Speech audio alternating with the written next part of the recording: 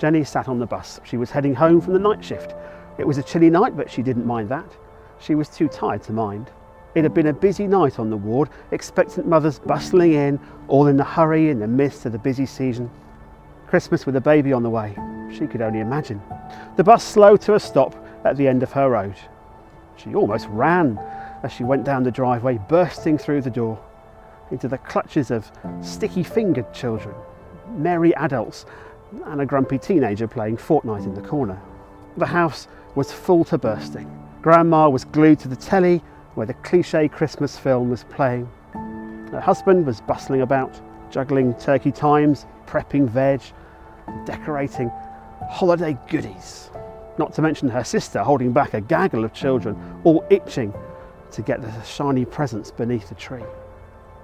The hectic, warm, loving home brought her joy. As Jenny was about to kick her shoes off and melt into the nearest chair, the novelty doorbell rang out a tune. Joy to the world.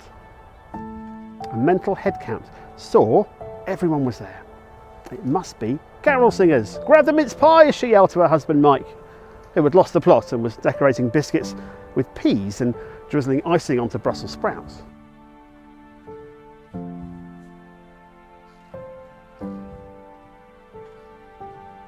She swung open the door as a rush of cold air invaded the warm house, and on her doorstep stood an anxious-looking man and a woman with a belly the size of a balloon. Jenny rolled her eyes. She was, after all, off duty. "How can I help you guys?" she said, as her daughter Beth ran through with a plate of precariously balanced mince pies. "We were on our way to my parents' house, my place of birth, for Christmas," said the man. "And our car broke down. My wife's about to have a baby. We've asked for help all the way up and down the street, but everyone's too busy, and the lady next door said you were a midwife. We were hoping you could help us." Jenny ushered the couple out of the cold. Giving the husband Joe a plate of mince pies to munch through, she led them through the house, into the small kitchen, grounding Mike's confused construction site to a halt. Towels were thrown on the floor as the more sober relatives gave encouragement and help where it was needed. The woman, Mary, spent the whole night in labour, but as the sun came out, a little baby was born.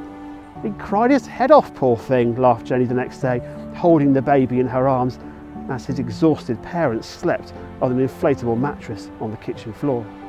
But I'll tell you this, what a joy it was to hear that sound. I reckon he'll do great things. "And what do they call him?" cooed Grandma, leaning over her shoulder. "Jesus, baby Jesus, and the best of his life is yet to come."